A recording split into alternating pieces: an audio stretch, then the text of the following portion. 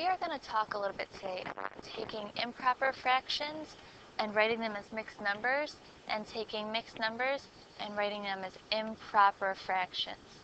I want to talk about this word improper first. We have this prefix im that means not. And proper is when we are put together, we're nice, neat, we're doing what we're supposed to be doing. So an improper fraction is one that's not nice and neat. Now, a proper fraction is one that we're used to, like 3/4 or 2/3, where our numerator is smaller than our denominator. Okay? So an improper fraction is one that works the other way around. It has the numerator larger than the denominator. That is an improper fraction. And when that occurs, it means that we have more than one. So we can turn it into a mixed number. And we're going to talk a little bit about how to do that a couple different ways. I'm going to start with a mixed number, 1 1/2. And let's turn this into a story. Let's say that my family went out to dinner and we ate 1 1/2 pizzas. So what that means is I had one whole pizza that we ate, and then on my second pizza, I ate half of it. So I ate that whole pizza and half. That's 1 1/2. Well, if I want to turn this into an improper fraction, what I need to do is I take my 1 and I'm going to make it be halves also. Now I have 1, 2, 3 pieces that I ate, and each pizza is still broken up into halves, so my bottom number shows the half of the 2. So 1 1/2, 3 halves. Okay. I can do another example. Let's say I have 2 3/4. So if I were to draw 2 3/4, I would have 1, 2, and then 3/4. Now to write this as an improper fraction, I'm splitting all of them up into fourths, and I have 1, 2, 3, 4, 5, 6, 7, 8, 9, 10, 11. So I have 11 pieces, and each whole is still broken up into fourths. That denominator does not change. Okay? We can do this without using a picture.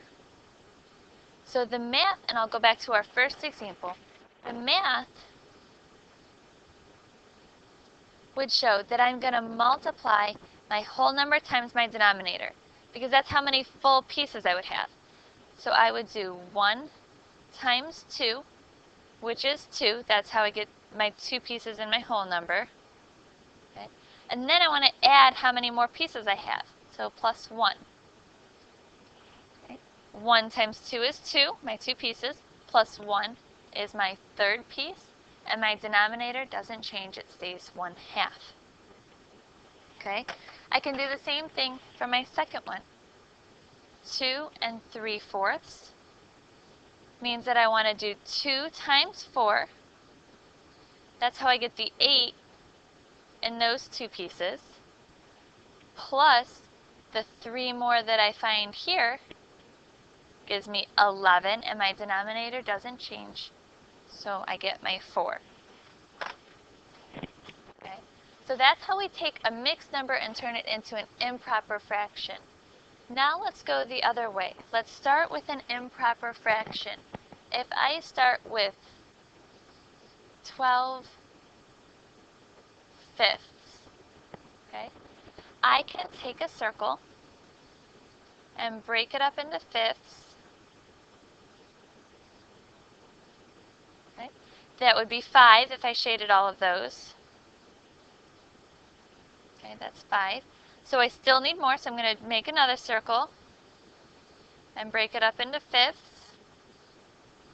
There's 6, 7, 8, 9, 10 pieces. So we still need 2 more, so I'm going to make another circle.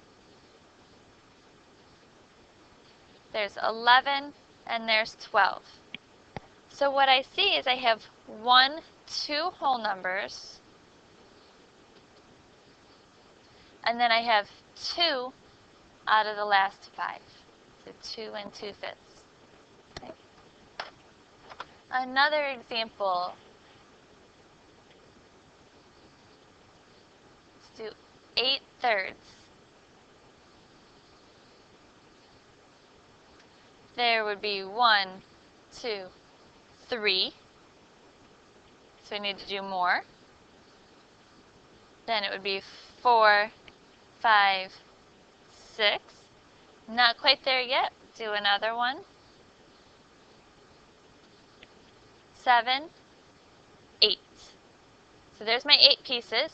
So what I see is I have 2 wholes, and this part is 2 out of the 3 of that last one. I can also do this mathematically without a picture, and it kind of turns into a division problem. So if I take that first fraction again, 12/5, I think to myself, what is 12 divided by 5? How many times can 5 go into 12 without going over? I would get 2, because 2 times 5 is 10, and my remainder is 2, and that remainder becomes the numerator in my fraction. So 2 and 2/5. Okay. The same goes with my other one. 8/3. I think to myself, how many times does 3 go into 8? Again, my answer is 2, because 2 times 3 is 6, and my remainder is 2, and that becomes the top of my fraction. So that's how we go back and forth between improper fractions and mixed numbers and improper fractions.